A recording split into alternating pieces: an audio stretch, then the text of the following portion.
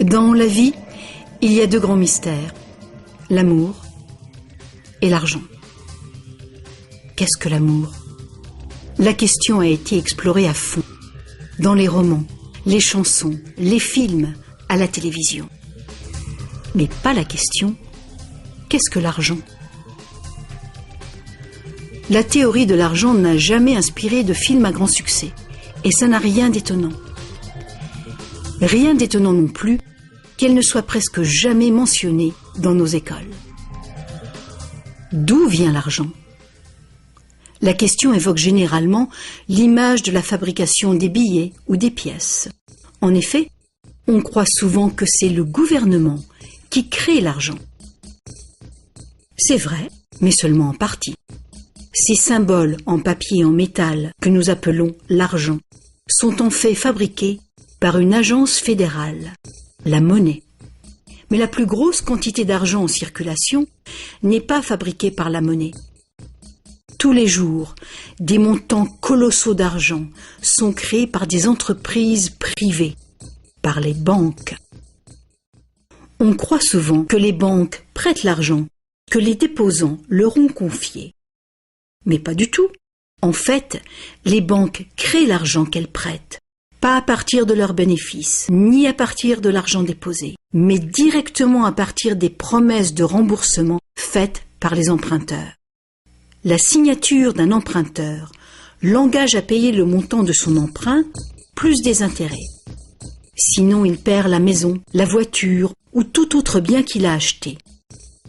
C'est une très lourde obligation pour l'emprunteur.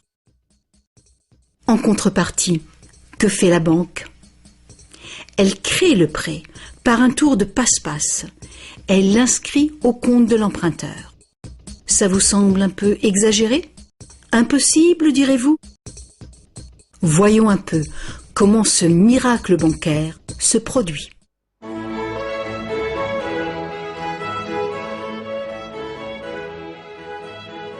Au fil de l'histoire, l'argent a pris bien des formes. Il fallait simplement que l'argent soit portable et qu'un nombre suffisant de gens soient confiants de pouvoir l'échanger contre des choses de valeur bien réelles, comme de la nourriture, des vêtements ou une maison. L'argent a pris la forme de fèves de cacao, de coquillages, de pierres et même de plumes. L'or et l'argent étaient des métaux attrayants, faciles à travailler. Certaines cultures sont devenues expertes dans ce travail. En frappant des pièces de monnaie, unité standard dont le poids et la pureté étaient certifiés, les orfèvres ont facilité le commerce. Bien vite, pour protéger tout son or, l'orfèvre a eu besoin d'une chambre forte. Les villageois sont venus frapper à sa porte. Ils voulaient louer un peu de place dans cette chambre forte pour garder leur or et leurs objets de valeur bien en sécurité. L'orfèvre a fini par louer tout son espace dans sa chambre forte. La location lui a rapporté un petit bénéfice. Les années sont passées et notre orfèvre a constaté une chose fort importante. Les déposants venaient rarement chercher leurs pièces d'or et ils ne venaient jamais tous en même temps. Il faut dire que les reçus faits par l'orfèvre étaient utilisés sur le marché comme s'ils étaient véritablement l'or qu'ils représentaient. Cet argent papier était plus pratique que les lourdes pièces et les montants pouvaient tout simplement être écrits au lieu d'être comptés laborieusement. Entre-temps, l'orfèvre a commencé une autre affaire. Il s'est mis à prêter son or en demandant des intérêts. Comme les reçus devenaient de plus en plus acceptés à titre de paiement, les emprunteurs ont demandé leur emprunt sous cette forme. Et comme l'industrie prenait de l'expansion, de plus en plus de gens ont demandé des prêts à l'orfèvre. Alors, l'orfèvre a eu une idée plus géniale encore. Il savait que ces déposants venaient rarement chercher leurs pièces d'or. Il a donc pensé qu'il pouvait faire des prêts couverts par l'or de ces déposants. Aussi longtemps que les emprunts seraient remboursés, les déposants n'en sauraient rien. Et l'orfèvre, maintenant plus banquier qu'artisan, feraient de gros bénéfices.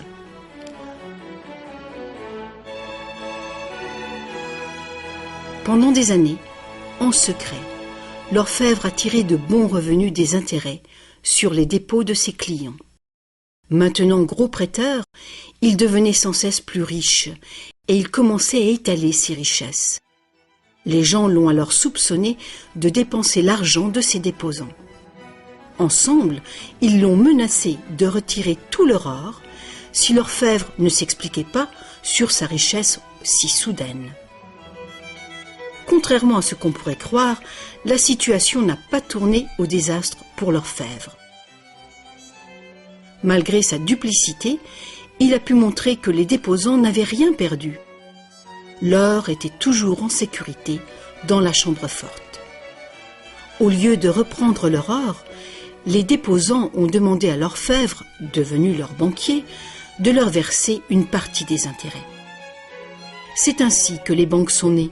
Le banquier payait un taux d'intérêt bas sur les dépôts et il faisait payer un dépôt d'intérêt plus élevé sur les prêts. La différence couvrait les frais de fonctionnement et ses bénéfices. La logique du système était simple comme bonjour et semblait être un moyen raisonnable de satisfaire la demande de crédit. Mais les banques ne fonctionnent plus du tout comme ça. L'orfèvre banquier n'était pas du tout satisfait du revenu qui restait après le partage des bénéfices avec ses déposants. La demande de crédit a augmenté rapidement, mais ses prêts restaient limités par le montant d'or dans la chambre forte. Alors, une idée plus géniale encore lui est venue à l'esprit. Puisqu'il était le seul à savoir combien d'or il y avait dans la chambre forte, il pourrait prêter des chèques garantis par de l'or qui n'existait même pas. Aussi longtemps que les déposants ne viendraient pas tous en même temps réclamer leur or, personne ne le saurait. Ce nouvel arrangement fonctionnait à merveille et le banquier est devenu immensément riche avec les intérêts payés sur de l'or inexistant. L'idée que le banquier puisse créer de l'argent à partir de rien était trop outrageuse. Longtemps, personne n'a rien soupçonné. Mais le pouvoir d'inventer de l'argent est monté à la tête du banquier. Bientôt, l'importance des prêts et l'opulence du banquier ont déclenché de nouveaux soupçons. Certains emprunteurs ont demandé de l'or véritable plutôt que des chèques, et les rumeurs ont monté. Plusieurs déposants fortunés sont venus réclamer leur or. La fin du jeu était proche. Une foule de gens, brandissant des chèques, se sont rassemblés devant les portes closes de la banque. Hélas, le banquier n'avait pas assez d'or pour couvrir tout l'argent papier qu'il avait émis. Pour la première fois, il y avait une ruée sur la banque. Et c'est un phénomène qui épouvante tous les banquiers. Ce phénomène de retrait massif a ruiné des banques individuelles et a endommagé la confiance du public envers les banquiers. Il aurait été simple alors d'interdire cette pratique de créer de l'argent à partir de zéro. Mais les immenses crédits offerts par les banquiers étaient devenus essentiels à l'expansion du commerce européen. La pratique a donc été légalisée et réglementée. Les banquiers ont accepté de respecter des limites sur les montants d'argent fictifs qu'ils pouvaient prêter. Mais ces montants fictifs restaient bien supérieurs à la valeur réelle de l'or déposé dans la chambre forte. Bien souvent, le taux était de 9 $ fictifs pour 1 $ en or. Des inspections surprises permettaient de faire respecter ces réglementations. Un arrangement a aussi été conclu. En cas de ruée sur une banque, les banques centrales soutiendraient les banques locales en leur prêtant de l'or. La bulle du crédit, créée par les banquiers, ne pourrait pas crever et le système ne pourrait pas s'effondrer, sauf s'il y avait beaucoup de ruées sur les banques en même temps.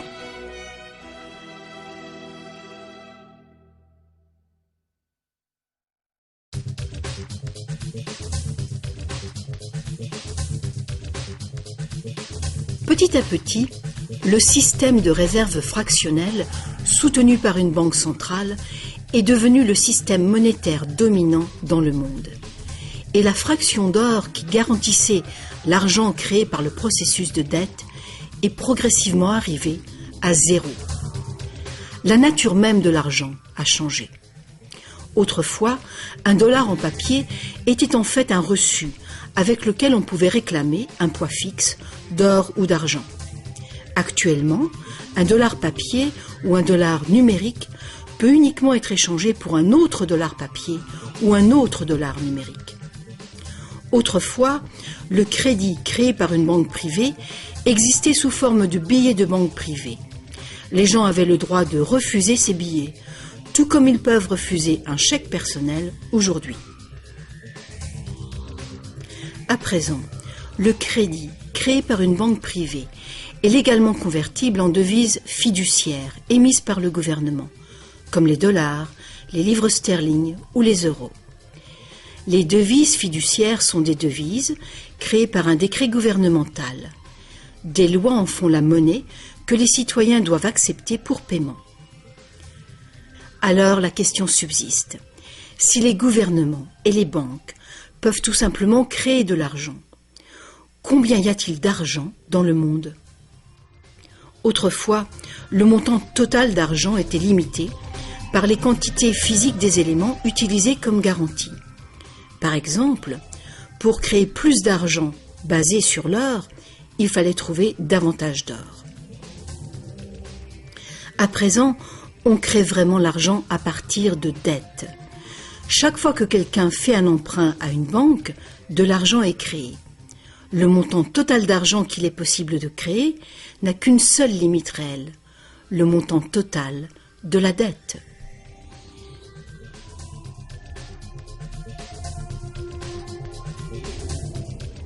Les gouvernements placent une limite légale sur la création d'argent fictif, en imposant des règles sur les obligations de réserve fractionnelles. Mais ces obligations sont fondamentalement arbitraires. Elles varient d'un pays à un autre, d'une époque à une autre. Longtemps, il a été commun d'exiger que les banques aient au moins $1 en or en réserve pour garantir $10 d'argent dette. Aujourd'hui, les ratios de réserve minimale ne s'appliquent plus du tout au rapport entre argent nouvellement créé et or en dépôt. Elles s'appliquent uniquement au rapport entre argent nouvellement créé et argent existant. Aujourd'hui, les réserves d'une banque sont faites de deux choses. Le montant en devises bien réelles qu'elle a déposé à la banque centrale et le montant total de son argent dette. Petite illustration. Imaginons qu'une nouvelle banque vient de démarrer et qu'elle n'a pas encore de déposants. Mais ses investisseurs ont déjà fait un dépôt de réserve de $1111,12 en cash. Le ratio de réserve est de 9 pour 1. Étape numéro 1. La banque accueille son premier client pour un emprunt. Notre client a besoin de $10 000 pour une voiture d'occasion. Avec un ratio de 9 pour 1, la réserve déposée autorise la banque à créer légalement, comme par magie, 9 fois ce montant, soit $10 000. Ces $10 000 n'existent nulle part physiquement. C'est de l'argent nouveau, tout simplement versé au compte de l'emprunteur en tant que crédit. C'est de l'argent dette. L'emprunteur peut faire un chèque pour payer sa voiture. Étape numéro 2.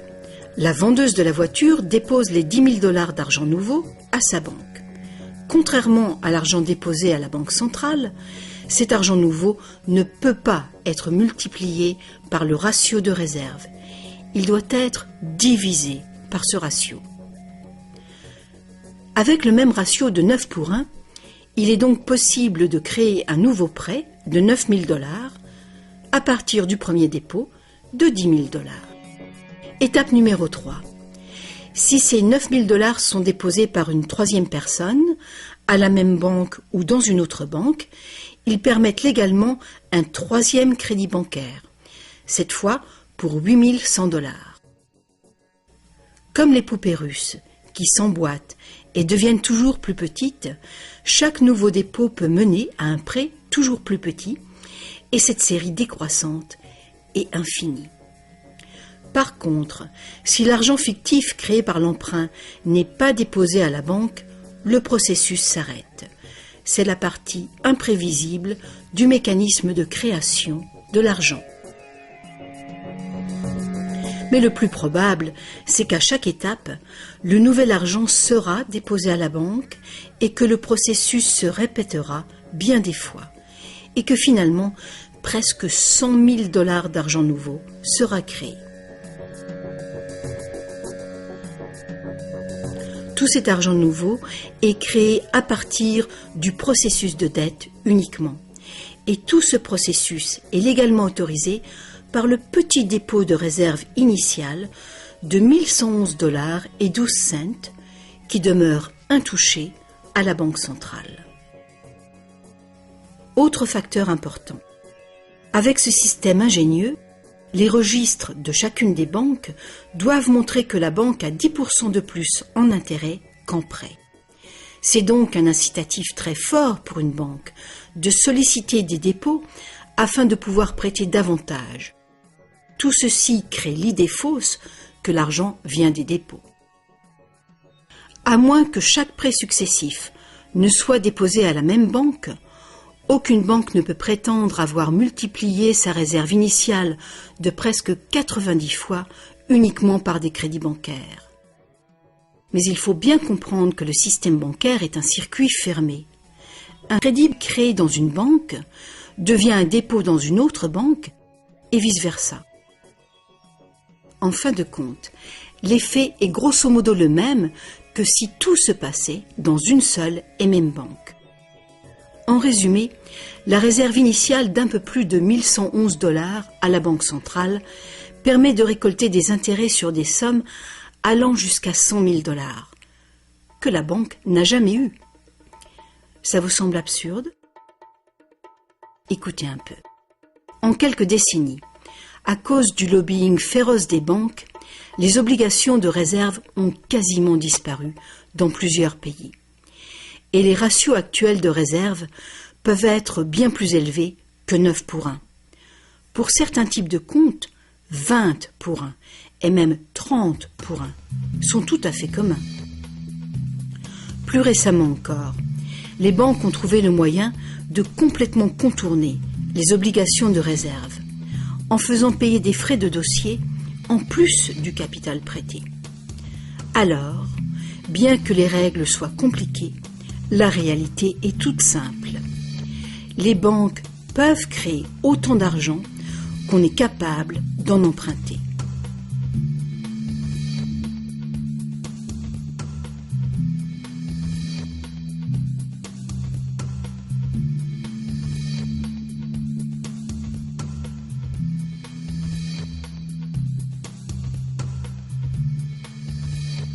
En dépit des images qu'on nous montre, l'argent créé par le gouvernement représente en général moins de 5% de l'argent en circulation.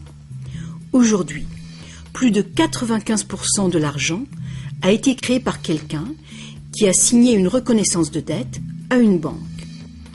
Ces crédits bancaires apparaissent et disparaissent en quantité phénoménale tous les jours, au fur et à mesure que des prêts sont accordés ou remboursés.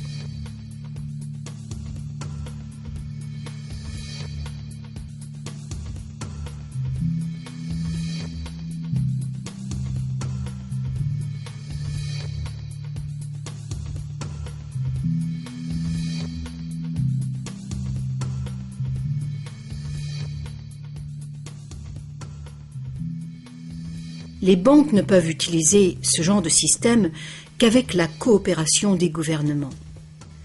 Premièrement, les gouvernements passent des lois qui imposent l'utilisation de la devise nationale. Deuxièmement, les gouvernements permettent que les crédits créés par les banques privées soient payables dans leur devise nationale. Troisièmement, les cours de justice gouvernementales font respecter les obligations de paiement des dettes.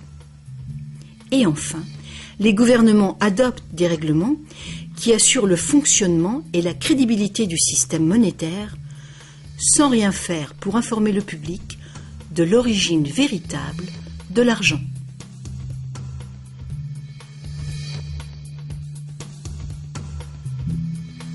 La simple vérité, c'est que quand on signe les papiers d'un emprunt ou d'une hypothèque, la seule chose réelle est notre reconnaissance de dette. Cette reconnaissance de dette est garantie par nos actifs qui seront confisqués si on ne peut pas payer les remboursements. Pour toute personne qui croit que nous allons honorer notre promesse, cet accord de prêt ou d'hypothèque est maintenant un papier échangeable et vendable. Ce papier représente une forme d'argent. L'emprunteur obtient de l'argent grâce à son soi-disant prêt bancaire. Dans le monde réel, un prêt implique que le prêteur a quelque chose à prêter. Si vous avez besoin d'un marteau, ma promesse de vous prêter un marteau que je n'ai pas ne vous servira strictement à rien. Mais dans le monde artificiel de l'argent, la simple promesse faite par une banque de vous prêter de l'argent est considérée comme de l'argent véritable.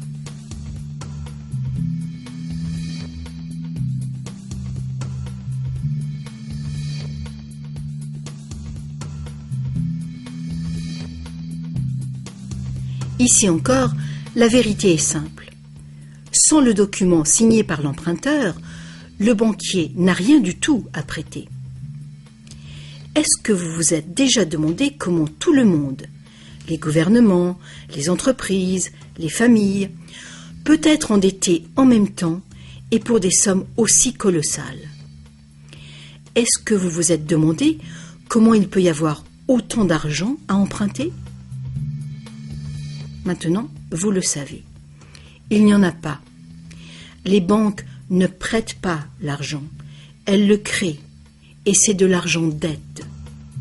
Comme la dette est potentiellement illimitée, la quantité d'argent créée est illimitée, elle aussi.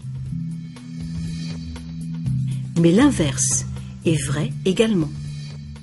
Vous n'êtes pas étonné qu'en dépit de toutes nos ressources, toutes nos inventions et toute notre productivité, nous soyons presque tous si lourdement endettés, aussi bien les gouvernements que les entreprises et les particuliers? Ah, si seulement les gens cessaient de se demander comment est-ce possible? Comment se peut-il que les gens qui produisent toute la richesse réelle soient endettés envers les gens qui ne font que prêter de l'argent, symbole de cette vraie richesse? Le plus étonnant, c'est qu'une fois que nous réalisons que l'argent est en fait une dette, nous comprenons que sans dette, il n'y aurait pas d'argent.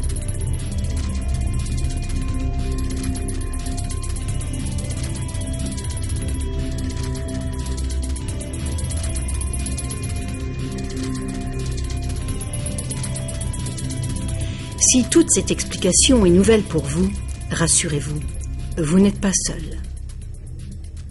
Beaucoup de gens s'imaginent que si toutes les dettes étaient payées, la situation économique irait beaucoup mieux. C'est sûrement vrai au niveau individuel. Quand on a remboursé ses prêts, on a davantage d'argent à dépenser. Mais il est faux de croire que s'il n'y avait plus de dettes, il y aurait davantage d'argent à dépenser. En fait, c'est tout le contraire. Sans dette, il n'y aurait pas d'argent du tout. Alors, vous voyez, nous dépendons complètement du renouvellement continu du crédit bancaire. Pas de prêt, pas d'argent.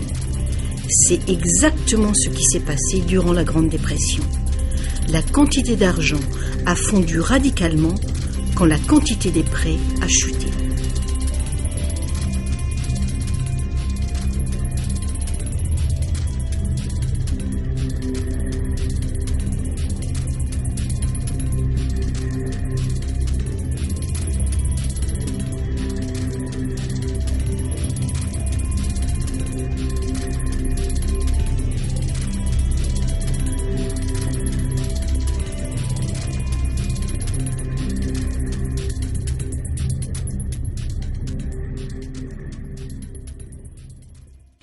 Il faut bien souligner que les banquiers créent uniquement le montant du principal.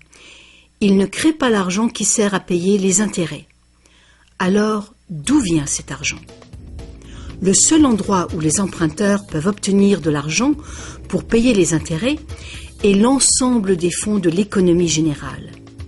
Mais presque tous ces fonds ont été créés de la même façon, à partir de crédits bancaires. Donc partout, il y a des emprunteurs qui se trouvent dans la même situation. Ils cherchent désespérément l'argent pour rembourser le principal et les intérêts dans une réserve globale d'argent qui ne contient que le principal. Il est tout à fait impossible pour tout le monde de payer le principal plus les intérêts, car l'argent des intérêts n'existe pas. Une formule mathématique simple le montre. Le grand problème, c'est que pour les emprunts à court terme comme les hypothèques et les emprunts gouvernementaux, où les intérêts dépassent de loin le principal, les risques de saisie et donc les dangers pour l'économie sont très grands, à moins de créer beaucoup d'argent pour payer les intérêts. Pour que la société continue de fonctionner, le taux des saisies doit rester bas. De plus en plus de nouvelles dettes doivent être créées pour trouver l'argent qui servira à payer les dettes précédentes. Alors bien sûr, la dette totale augmente, et les intérêts aussi, ce qui cause une escalade exponentielle de l'endettement. Seul le temps qui sépare la création des nouveaux emprunts et leur remboursement empêche le manque d'argent global de mettre le système en faillite. Mais pendant que le monstre du crédit bancaire grossit, le besoin de créer toujours plus d'argent pour le nourrir devient toujours plus urgent. Pourquoi les taux d'intérêt sont-ils si bas ? Pourquoi recevons-nous des cartes de crédit que nous n'avons jamais demandées ? Pourquoi est-ce que le gouvernement dépense plus vite que jamais ? Est-ce que ce ne serait pas pour éviter l'effondrement de tout le système monétaire ? On peut donc se demander, est-ce que ça peut continuer infiniment ? Est-ce qu'un effondrement n'est pas inévitable ?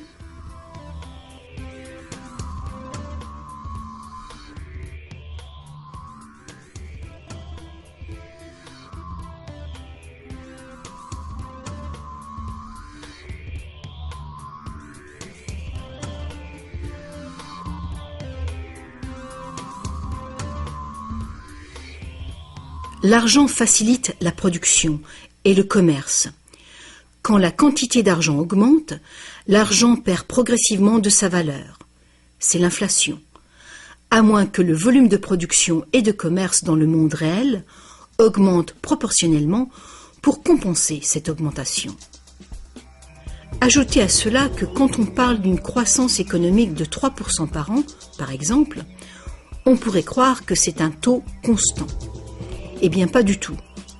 Les 3% de cette année représentent plus de matériaux, plus de produits, plus de services que les 3% de l'année précédente, car il s'agit de 3% d'un nouveau total.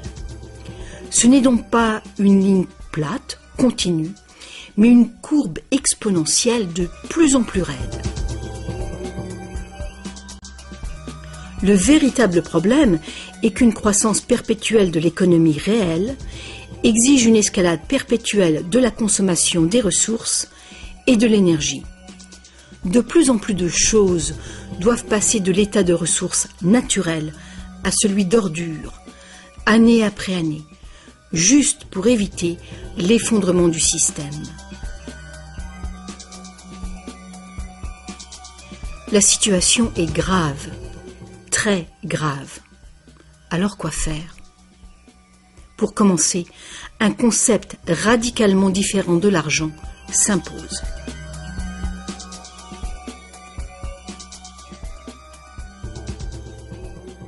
Le temps est venu pour les gens de se poser 4 questions simples et de les poser à leur gouvernement. Partout dans le monde, les gouvernements empruntent de l'argent avec intérêt aux banques privées. La dette gouvernementale est une composante majeure de la dette globale. et une énorme partie de nos taxes va au paiement de cette dette. Maintenant, nous savons que les banques créent l'argent qu'elles prêtent et que les gouvernements les autorisent à le faire. Nous savons aussi que les gouvernements créent les devises par décret et qu'ils ont au moins le même droit que les banques de créer leur propre argent. Alors, première question. Pourquoi est-ce que les gouvernements choisissent d'emprunter de l'argent aux banques privées avec intérêt quand ils pourraient créer tout l'argent qu'il leur faut sans intérêt? Deuxième question. Pourquoi créer de l'argent à partir du processus de dette? Pourquoi pas créer de l'argent qui circule en permanence et qui ne doit pas sans cesse être réemprunté pour exister? Troisième question. Comment un système monétaire fondé sur l'accélération perpétuelle de la croissance peut-il servir à construire une économie durable? N'est-il pas évident qu'une croissance en accélération perpétuelle est incompatible avec la durabilité? Et finalement, pourquoi notre système actuel dépend-il entièrement d'une croissance perpétuelle? Que faut-il changer pour créer une économie durable?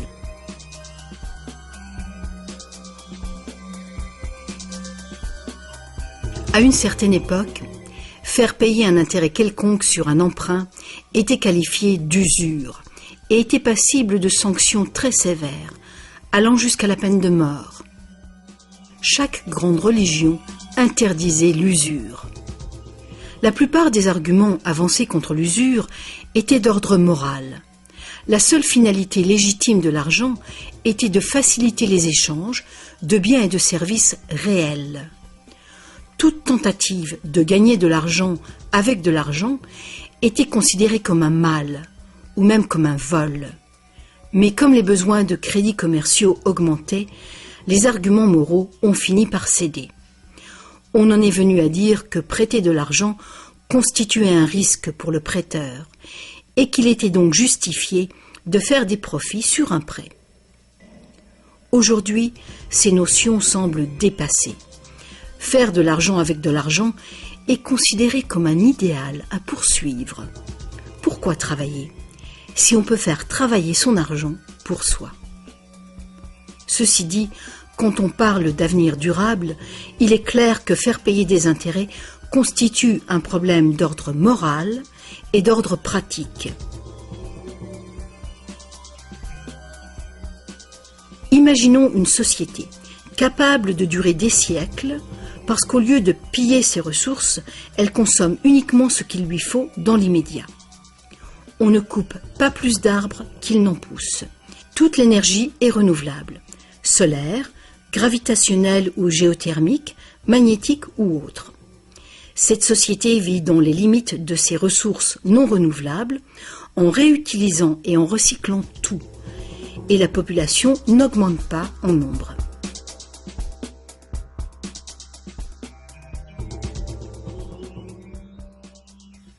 Cette société ne pourrait jamais fonctionner avec un système monétaire qui dépend complètement d'une croissance en accélération perpétuelle. Une économie stable aurait besoin d'une quantité d'argent qui puisse rester stable. Imaginons que cette quantité totale d'argent stable est représentée par ce grand cercle.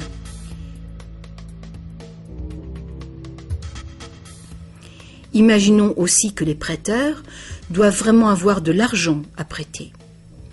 Si des prêteurs, à l'intérieur de ce cercle, commencent à prêter de l'argent avec intérêt, leur part d'argent va s'agrandir.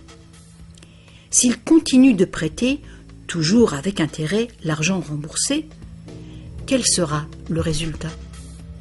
Que l'argent vienne de l'or, d'un décret gouvernemental ou d'une dette, les prêteurs vont s'accaparer la totalité de l'argent. Et après toutes les saisies, toutes les faillites, ils seront propriétaires de tous les biens immobiliers. Pour régler ce problème, il faudrait que les gains résultant des prêts avec intérêt soient distribués également parmi la population. Une taxation lourde des bénéfices bancaires pourrait être une solution. Mais alors, quel intérêt les banques auraient-elles d'être en affaires? Si nous pouvions un jour nous libérer de cette situation, nous pourrions imaginer les banques comme des services sans but lucratif, qui travailleraient au service de la société. Les banques verseraient des dividendes universels aux citoyens ou prêteraient carrément sans intérêt du tout.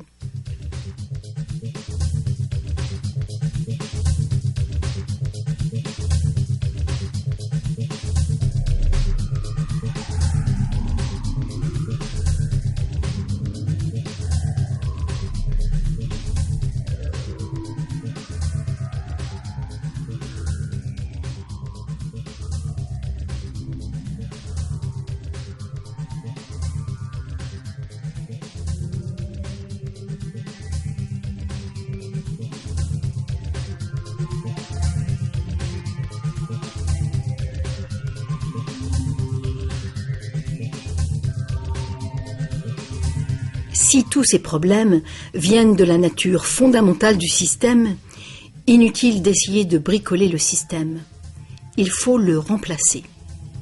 Beaucoup de critiques réclament un retour à l'étalon or, disant qu'il a fait ses preuves de fiabilité. Ils ignorent les arnaques qui peuvent être commises avec l'or. Limer les pièces, altérer le métal, le déprécier, accaparer le marché. Bref, toutes les pratiques déjà utilisées du temps de l'ancienne Rome qui ont contribué à sa chute. Certains préconisent un étalon argent, car ce métal est plus abondant que l'or, ce qui rend plus difficile le monopole du marché. Mais beaucoup de gens questionnent la pertinence de revenir aux métaux précieux. L'idée de porter de gros sacs pleins de pièces n'enchante personne. L'argent papier, l'argent numérique, le plastique, ou plus probablement l'argent biométrique, seront les moyens d'échange. Et ils présentent ce potentiel de créer de l'argent dette en quantité illimitée. En définitive, si l'or était à nouveau le seul étalon, tous les gens qui n'ont pas d'or se retrouveraient tout à coup sans argent. D'autres partisans des réformes monétaires ont conclu que l'avarice et la malhonnêteté sont les principaux problèmes et qu'il y a sans doute de meilleurs moyens de créer un système monétaire équitable et honnête sans passer par l'argent ou l'or. Des esprits inventifs ont proposé une variété d'options. Beaucoup de systèmes de troc privés créent de l'argent dette, mais ils le font ouvertement, sans intérêt. Un exemple est le système de troc où la dette est exprimée en promesse d'heures de travail. Tout travail est évalué de manière égale, en dollars, qui ont une équivalence en biens réels. Les frais du système sont couverts par des honoraires et non pas par des intérêts. Ce genre de système monétaire peut être mis en place par toute personne capable de concevoir un moyen de comptabiliser et de trouver des participants dignes de confiance. Mettre en place un système de troc local est une bonne mesure de planification d'urgence pour une communauté, même si ce système n'est guère utilisé actuellement. La réforme monétaire, comme la réforme électorale, est un vaste sujet qui exige une volonté de penser autrement et de changer.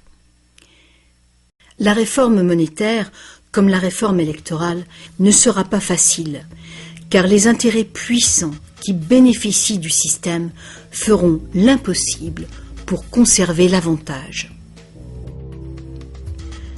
Sachant que l'argent n'est qu'une idée, et qu'en réalité, l'argent est uniquement ce qu'on fait de lui, voici une option simple à considérer. Le modèle suivant est basé sur des systèmes qui ont fait leurs preuves en Angleterre et en Amérique, mais qui ont été déstabilisés et détruits par les banquiers et leurs réserves fractionnelles. Pour créer une économie basée sur de l'argent permanent et libre d'intérêt, il suffirait que le gouvernement crée de l'argent et le dépense dans l'économie, de préférence dans des infrastructures durables comme les routes, les chemins de fer, les ponts, les ports et les marchés publics.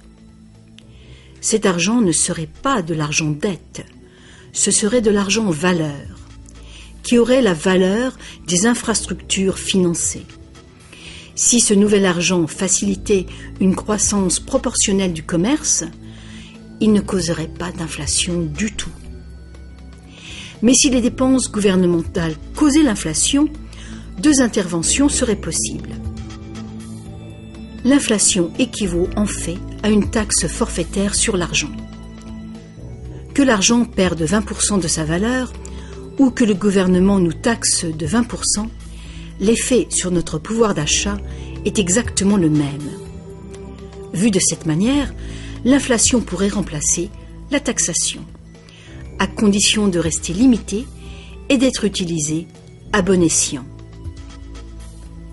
Le gouvernement pourrait aussi choisir de lutter contre l'inflation en percevant des taxes qu'il retirerait ensuite de la circulation, réduisant ainsi la quantité d'argent pour restaurer sa valeur. Pour contrôler la déflation, c'est-à-dire la chute des salaires et des prix, il suffirait que le gouvernement dépense plus et mette plus d'argent en circulation. Sans la concurrence des dettes privées, les gouvernements auraient le contrôle des réserves d'argent de la nation. Le public serait donc qui blâmer si les choses allaient mal.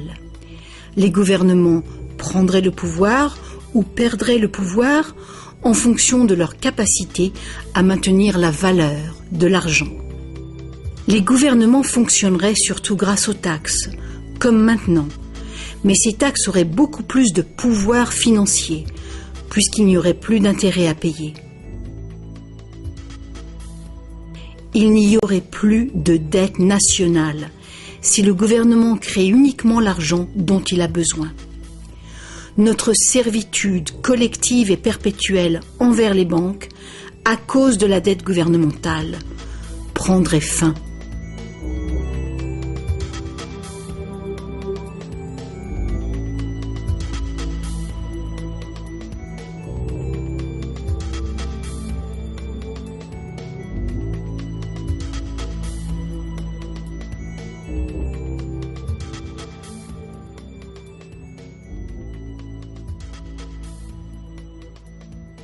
On nous a trompés.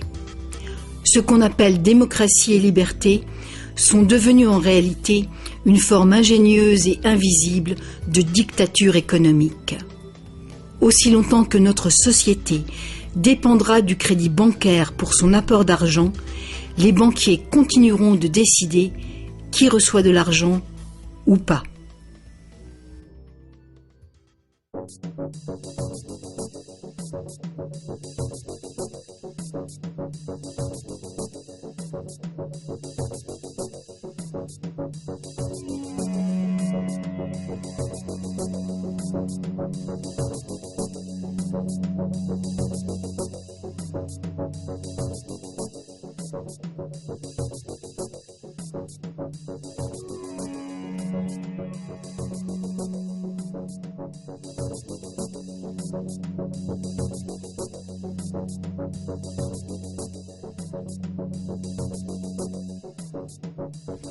Peu de gens savent aujourd'hui que l'histoire des États-Unis, depuis la Révolution de 1776, a été en grande partie une lutte épique pour se libérer du contrôle des banques mondiales dominées par les Rothschild.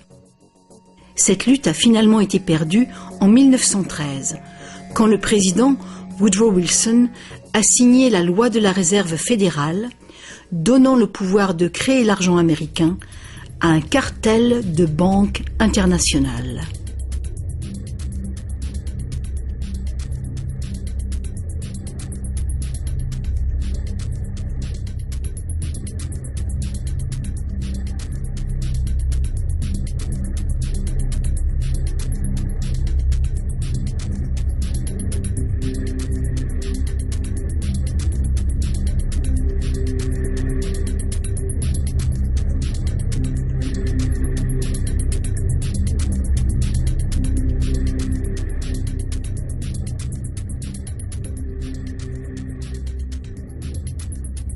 Le pouvoir de ce système est profondément ancré et le silence des médias et du monde de l'éducation à ce sujet est profond, lui aussi. Il y a des années, un vice-premier ministre du Canada a fait un sondage informel auprès de nombreux professionnels bien éduqués et auprès de simples citoyens. Il a constaté qu'aucun d'eux ne comprenait vraiment comment l'argent était créé. En fait, on peut probablement dire que la majorité des gens, y compris les simples employés des banques, n'ont jamais réfléchi à la question. Et vous ?